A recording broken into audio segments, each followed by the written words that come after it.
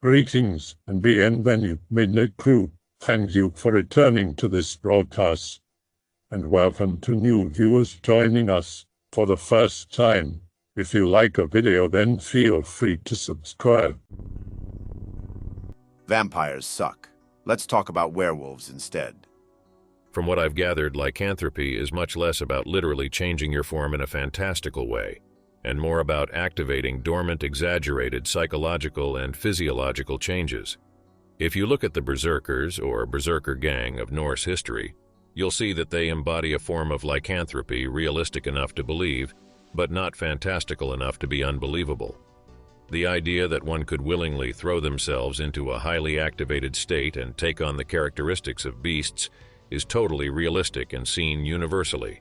This idea plays directly into the ideas of spirit animals and totems, of which I can personally attest to. Berserkers were known to willingly throw themselves into a fit of rage, embodying a particular animal, bear, wolf, and boar, exhibiting beast-like characteristics and personifying the movements, attacks, and thinking of those animals. They wore little armor. In fact, bear can be interpreted as bear, berserker being bear shirt, while berskjaldadr being bear no shield. They were also apparently highly resistant to pain and even immune to fire and edged weapons, but not bludgeoning. And I quote Howard D. Fabing from Ongoing Berserk, a neurochemical inquiry. This fury, which was called Berserker Gang, occurred not only in the heat of battle, but also during laborious work. Men who were thus seized performed things which otherwise seemed impossible for human power. This condition is said to have begun with shivering, chattering of the teeth, and chill in the body, and then the face swelled and changed its color. With this was connected a great hot-headedness, which at last gave over into a great rage, under which they howled as wild animals, bit the edge of their shields, and cut down everything they met without discriminating between friend or foe. When this condition ceased, a great dulling of the mind and feebleness followed, which could last for 1 or several days. I believe the myth of the werewolf and other lycanthropes is realistically portrayed in history by the berserkers of old. The full moon is probably associated with them because of the enhanced energy and agitation of that time in the lunar cycle. Battle is more likely to happen and people have more energy to call upon. I believe this tradition lives on through spiritualism and shamanism, found in animal symbolism and spirit animals. Perhaps the idea of this disease spreading through a bite is related to the idea of spirituality being contagious. When others of a higher vibration come into your life, they bite you and infect you with their higher vibrations, causing dormant energies, like the Kundalini, to surface. It would be interesting to see how astrology, numerology, and genetics affect one's dormant ability to transform, and how modern science could potentially enhance this ability. Think of an extensive, intensive, and comprehensive training program. Drugs like amphetamines, adrenaline, and psychedelics, hormones like testosterone, growth hormone, and insulin combined with modern strength training programs, high-altitude training, blood doping, meditation, and yoga techniques, sensory deprivation therapy, binaural beats, alpha and beta waves, crystals, and even therapies like TDCS or the Wim Hof method. I'm sure we could take what our ancestors unlocked ages ago and turn it into something truly powerful and terrifying, probably Hulk-tier shit. You're onto something. But besides the Ulfednar, the wolf-zerkers of the Norse, there are also the Dacian wolf warriors. Dacians had way more of a wolf culture than Nords. They basically had a wolf deity and saw themselves as wolves, and had some religious rituals and practices that were supposed to create warriors that are as close to real werewolves as possible. You mentioned training. Before going through the ritual to make them wolf warriors, young aspiring Dacian warriors would go through intensive training to get ready. One part of the training, and a test, was to survive in the wild alone, exactly like a wolf does for a while. Sadly, the ritual and training isn't known in our days, at least not to the general public. They exist, yeah, but they aren't crazy impressive. They'll usually get BTFO by a bear. That, and they aren't always wolves. This, and it's a permanent thing you can't just up and change back over a night. I actually know a fair bit about them, but I'm not just gonna dump if no one's listening, so tell me, should I go on? It's a pretty long story involving Christianity, Native Americans, and Serbia. Alrighty, let's begin. Werewolves are, in the purest definition, a physical expression of the animalistic side of a person. That is to say, They are a human who has changed into an animal shape out of a wish to exit society and exist in the wilderness. You could argue the physical changes are either a magic-induced evolution to make the person more apt to survive in the wilds, or if you are the romantic sort, it is a metaphorical representation of the wild thoughts inside taking root in the outside. I'm personally in favor of the former. As for the outside, your typical werewolf will look like, unsurprisingly, a wolf, but not always. It varies, both due to climate and ethnicity. If you have Algonquian or Scandinavian or Irish blood in you, or live in some far-off cold place, the typical shaggy timber wolf look is in style, due to it being advantageous. If you're a resident of a more arid climate, or are a desert, something more like an Arabian wolf is what you'll be. The environment seems to take favor because if you have next to no coat in Yakutsk, you're in a very bad place indeed. However, I have had claims from a South African friend that where lions or where hyenas of sorts exist. He's a trustworthy guy, but I still have my doubts. But regardless, that would mean that this would be the expression of wild nature. By applying that same theoretical logic, South America means jaguars in Asia, tigers maybe. As for actual physical appearance, the werewolf is only about 6'8" to 7'2" tall, or 6'3" to 6'5" for females. This is probably greater if you were extraordinarily tall beforehand, but I digress. This, and they're rather lanky, especially at the beginning of their rebirth, due to them not having eaten enough to get some weight on. The only other really exceptional features are the restructuring of the legs to digitigrade. This can be considered what adds a fair amount of the height, the claws, and the skull. The claws are more apt to a bear than any canine, and likely there due to the werewolf's front limbs, unlike that of regular wolves, being used for manipulation as well as manipulation, and thus they can benefit more greatly from them as weapons and tools. To elaborate further on the whole limbs of locomotion thing, they are capable of both bipedal and quadrupedal movement, with the latter being much faster. The wolf head is the clear indicator of this not just being some freak mutation, as it is pretty much a perfect resemblance. This means full restructuring of the skull. Luckily, you aren't conscious of this. More on that later, as it, as well as the whole limb lengthening thing, would be absolutely excruciating. Next post, behavior of werewolves. Very interesting. I've learned a long time ago that there is far more than meets the eye involving all this supernatural stuff.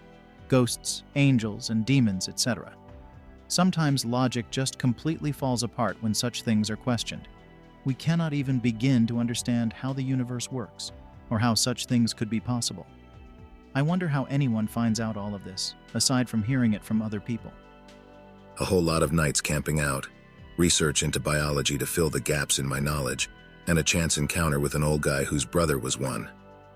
Trying to find them is tricky because they nearly always want to avoid humans, and are very good at it. To this end, they're different to something like the Wendigo, who sees you as food, or the Skinwalker, who might screw with you for shits and gigs, or kill you for stepping on its ground. They just want to avoid people, really. They've got a bit of a PR problem, I find. Werewolf behavior. As I have previously mentioned, werewolves do not enjoy killing people. They are aware that they were once human, retain a considerable amount of their empathetic processes, and are smart enough to realize that killing people leads to more people with guns heading out to find them. They may even assist people, preferably in ways that do not bring them into contact with them. But they are usually apathetic to our comings and goings. Werewolves retain the human characteristic of being omnivorous, both chasing down small game and deer or moose, and foraging berries, mushrooms, roots, and pine nuts to also eat. They can be either nomadic or fixed. It depends on whether the spot they have is one they like. I once found what could best be described as a den under outcrop, with a crude bundle of branches lashed together to make a lean-to against wind. It was abandoned. Could have been a hobo, sure, but there weren't any clothes, litter, or signs of human evidence. Their intelligence is slightly inferior to that of a human, but they're still very bright, all things considered. A few other things I know werewolves can do: make fires, heat water and apply tea bags to cups, draw things including humans, animals, and what may have been a scene from a movie, use and reload a pump-action shotgun for the purpose of recreation, use a saw to reduce the time needed to cut through a tree, utilize medicinal herbs for the sake of self-treatment, skin and treat animal hides. There are a few more or even greater accomplishments, but I don't know whether they were werewolf or man-made, so they are irrelevant. Next up, how to become a werewolf. How to become a Alrighty, I'll continue. Was just having a snooze for a wee bit. Detroit become werewolf.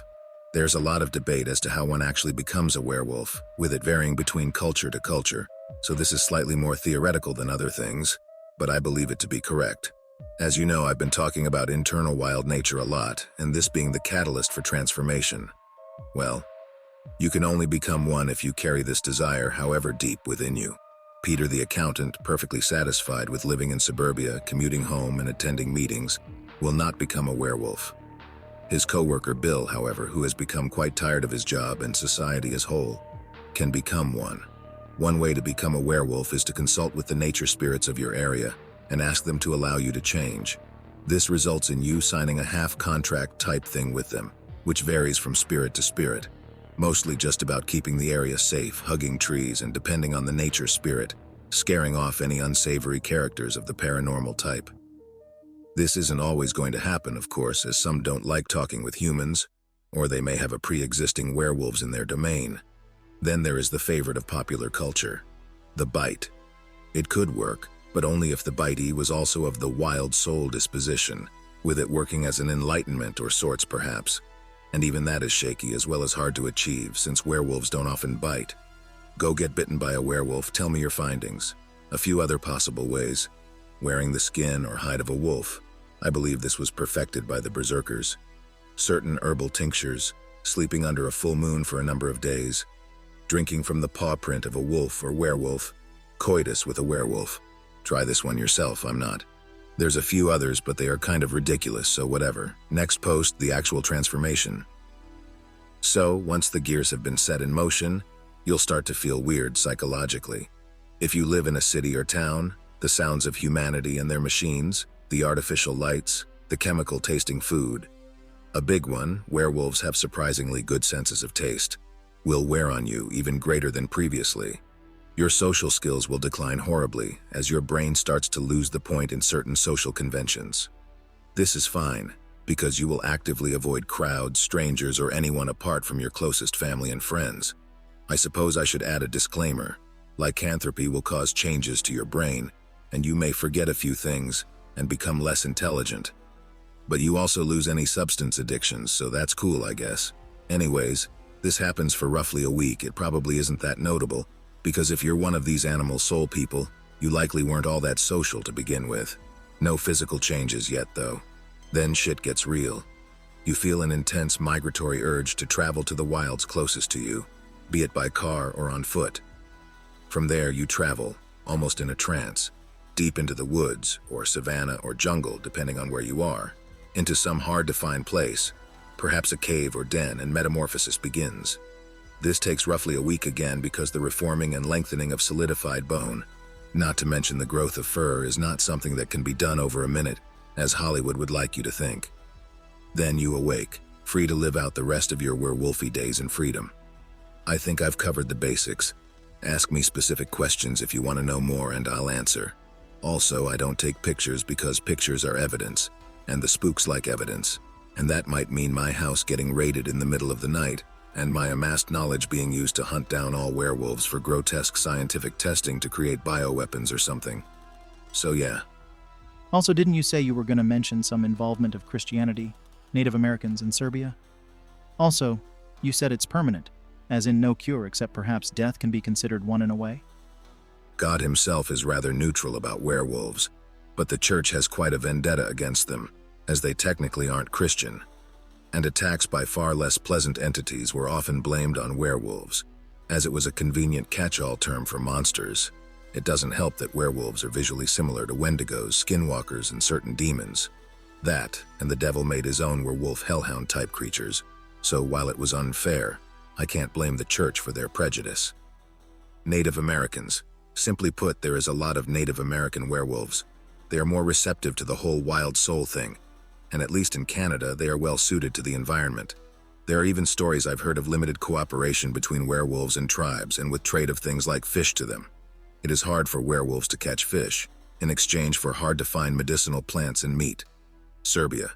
Serbia also has a lot of werewolves. It has a lot of wilderness, so that's understandable. I haven't been there personally, but there may have been tales of werewolf communities of sorts coming from Serbia. So if you're from Europe, maybe you could check it out. No going back. There is no way back since you have grown and changed in extremely inhuman ways, and the mental differences are also great. I suppose I should mention that werewolves are sensitive to bright artificial light and loud noise. A simple flashlight can be enough to repel them, or clapping two pans together. In the rare cases, one of them, almost always the females, can learn of the magical arts. There have been cases of them disguising themselves as human for short stretches of time, but it's entirely illusory and they cannot speak, not to mention, they are still unusually tall for women. And I'm not sure about death, as I've never seen one die. Where they go upon death, be it heaven or hell or some unknown place of great nature, is a puzzle I've been trying to figure out for some time. Hope this helps. I'm gonna lean on a yes. Certainly much less prevalent now, though. My grandfather apparently had a personal experience with an actual encounter with one sometime in the late 50s when he was a teenager. He'd gone out to take the trash out one night and apparently saw what he was dead certain was a wolf man, completely covered in hair with fiery eyes and fangs rushing away in the distance. So happened to be a full moon that night too, so he told anyway. Keep in mind this was in Argentina, so the werewolf to them is the Lobizon, which would be a cousin of the European variant. My mother, based on this story, also believes in the existence of such a thing, but she's always been kinda superstitious.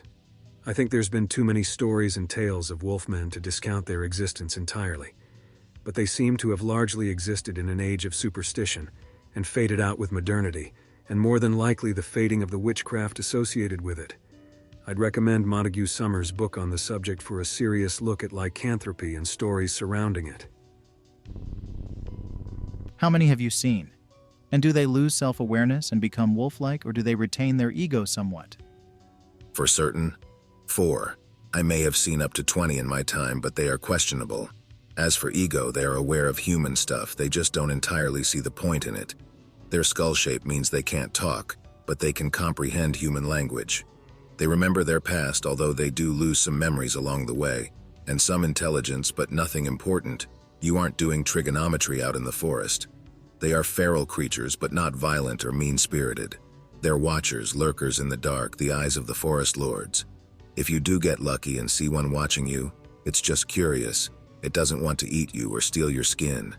It's why I like them so. They're kind creatures. What was it like the first time you definitively saw one? As in, what were your thoughts? Also, what was the closest you have ever gotten to one? Have you ever only seen them from a distance? Or did y'all see each other, do a weird bro handshake, and sit around Slav squatting getting drunk off of cheap vodka? I'm being way too ridiculous right now. Anyway, have you only seen them from a distance? And what about those 4 you mentioned? Were they just in clear view at a distance? Or did you both manage to walk right up to each other? First time was when I was 17. I had gone out camping a ways out on my dirt bike, and when I woke up I saw one sniffing around the edge of my campsite. I was afraid for my life and just kinda pretended to be asleep in my bag, but it only took a little while for it to look up at me from my embers, close its hand around a packet of my biltong, and skulk off into the darkness. It had also gotten into my tea bags and made a cold cup of tea. That's what started my fascination with the creatures. As for the closest, I once was creeping through the woods up in Alaska. I like hiking through forests. Bite me.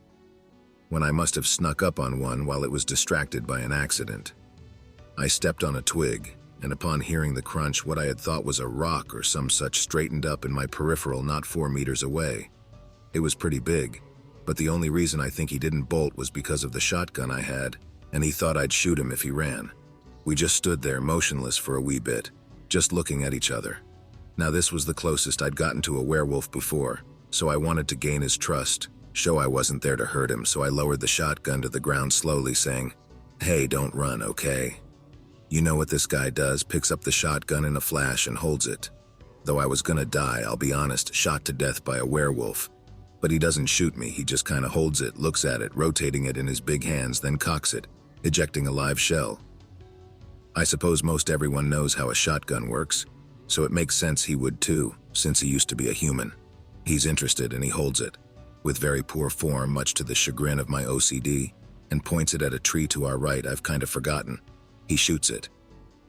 The huge bang obviously must have freaked him out, what with werewolves being sensitive to that stuff, so he up and throws it into a tree, then bolts into the trees, so quick you wouldn't believe. I didn't chase him, 'cause that might be cause for aggression, and just went over to pick up my gun where it was 20 feet away. Big marks in the forend from the claws. I resumed my hike through the woods to the town where I'd take a plane back to Quebec, but I'm pretty sure the werewolf was trailing me. At least I heard something creeping around and saw flashes. He's the one I base my measurements of werewolf physiology on, since he was the best look I've had. As for the others, one was seen through binoculars, the other on a rifle scope. Oh, and I forgot I didn't answer your original question about thoughts on the first werewolf. Well, I suppose I was glad that he didn't eat me at the time. Now I am glad for that day, as it gave me the inspiration to study them in my spare time. Still pretty sore about the biltong, that stuff was tasty. Pick related is the type of shotgun I had, a Remington 870, pretty typical. Though this isn't a pick of it, just one of the types of shotgun I already had downloaded. What do you use to study them with? I'm interested in reading some of that too. Or maybe I should say, where do you study them at? You know what I mean though, probably. I'm not going to name places in case either you are a glowy, or a glowy discovers this thread and subsequently my list of places where they can find werewolves. I hope you understand. But generally, the Canada and Alaska are the #1 places due to their remote location. They have a slight preference towards being near lakes or on mountains. The Yukon and Northwest Territories are the best parts of Canada to go looking. If you're European, Serbia could promise results. I know for a fact there is one in Lapland, and you could also find some in the rest of Scandinavia probably. If you're Australian, South American, Asian, or the like, I can't really help you, having not really been there much. That, and I don't think there are as many there. Sorry again for not being able to reveal my locations, but if there is a board monitored by the government, it's likely this one.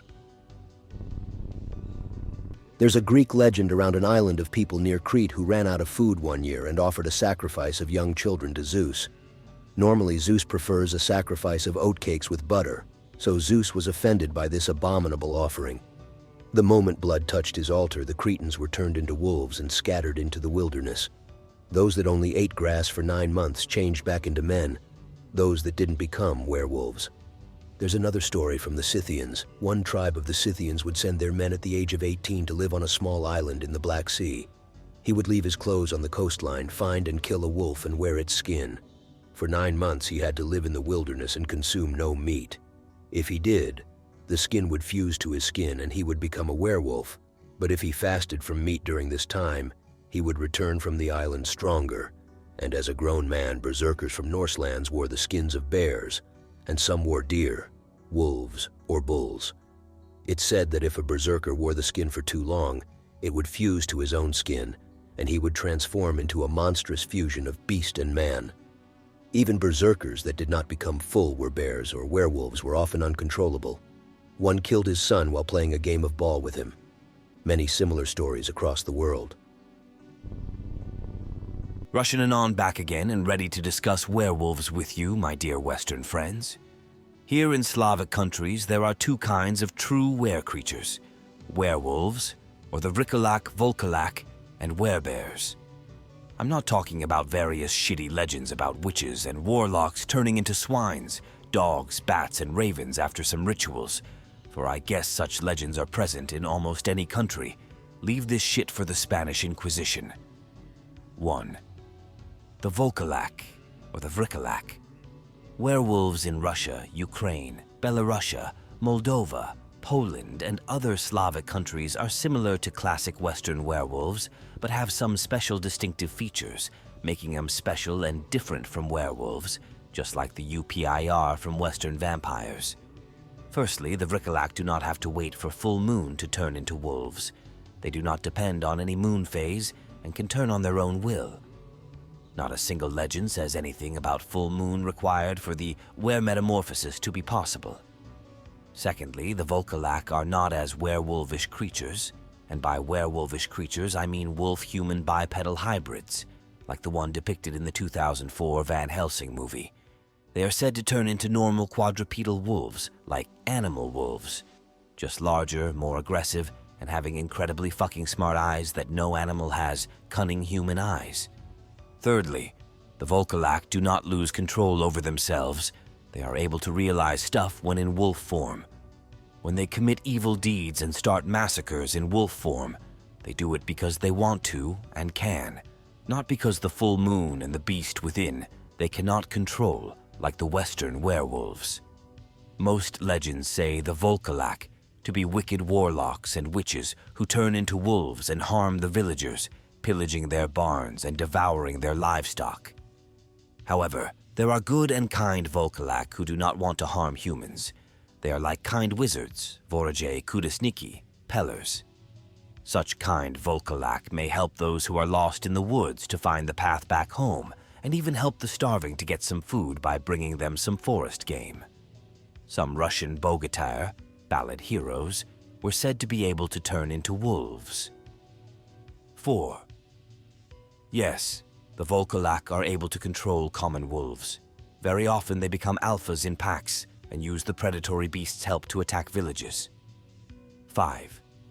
When in wolf form, the Volkalak has a human shadow.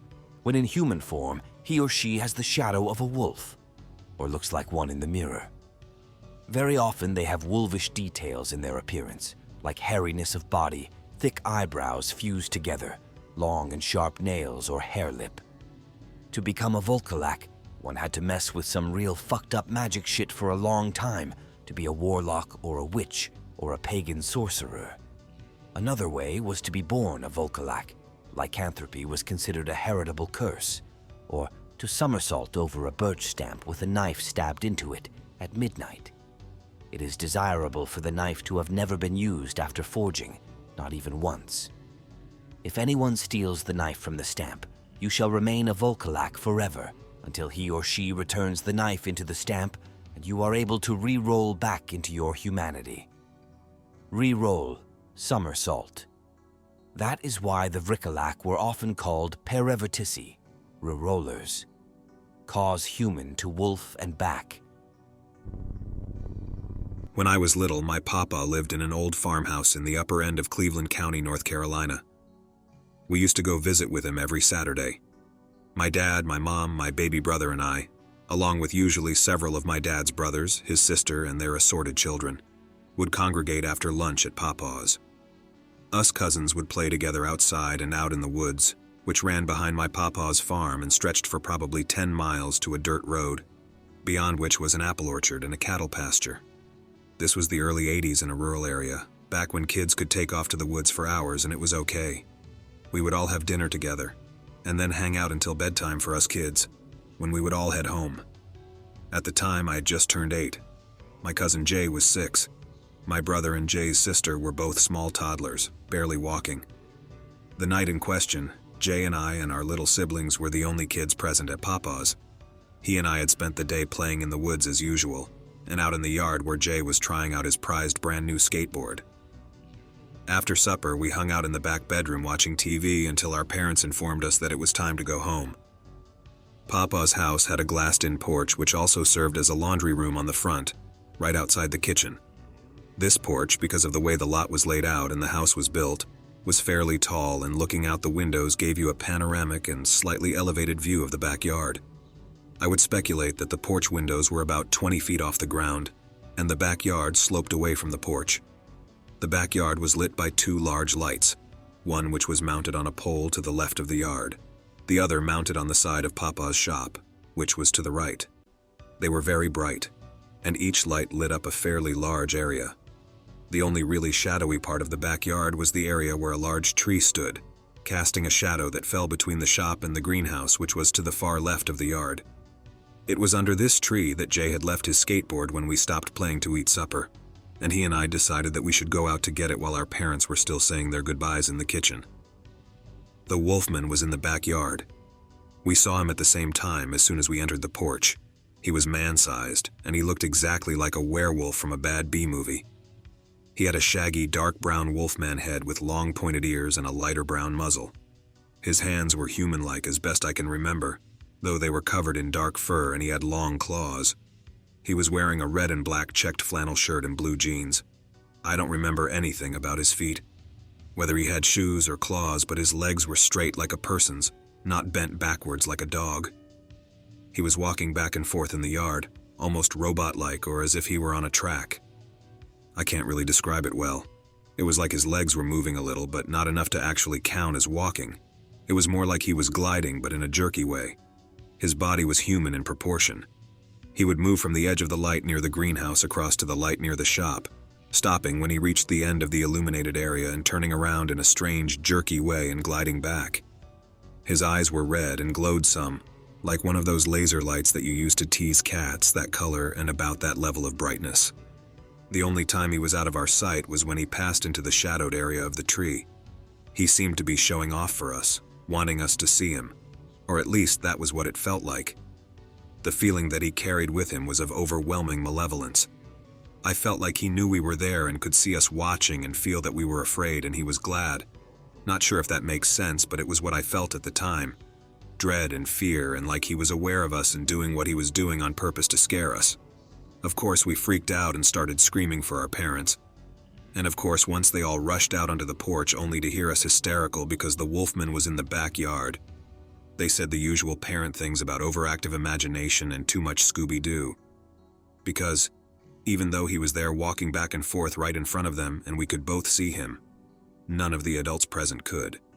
I remember pointing and saying, "It's out there," and being really frustrated because they couldn't see it. Finally, my dad, determined to put an end to the nonsense, announced that he was going to go out into the yard and get Jay's skateboard from under the tree. We tried to stop him, but he went anyway. At that time, the wolfman was still doing his strange gliding walk back and forth. When my dad opened the porch door and hit the steps that led from the porch to the yard, he triggered the motion sensor light which was on the corner of the porch awning, lighting up the shadowed tree area. Just before this happened, the wolfman had stepped into that shadowy area and disappeared from view in the dark. When the light came on, lighting up the tree area, the wolfman was just gone. It was as if he had vanished into thin air, as they say.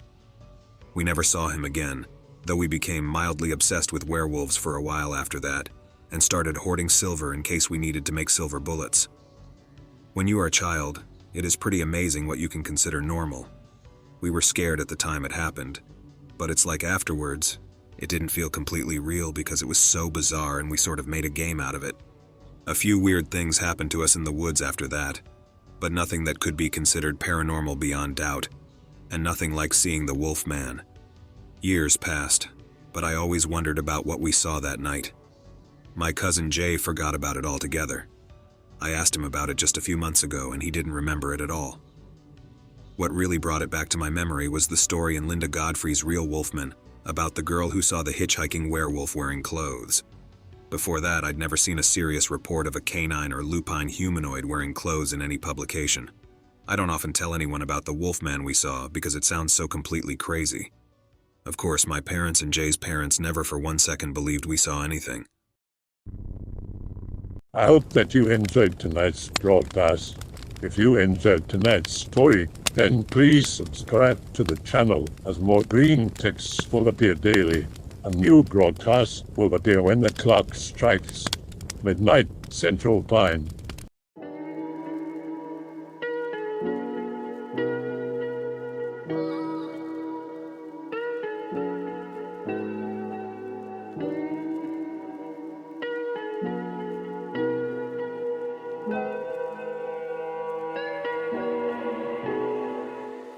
Remember to check out the Odyssey page in the description for a second archive of the channel's videos. There's also a Rumble archive as a backup.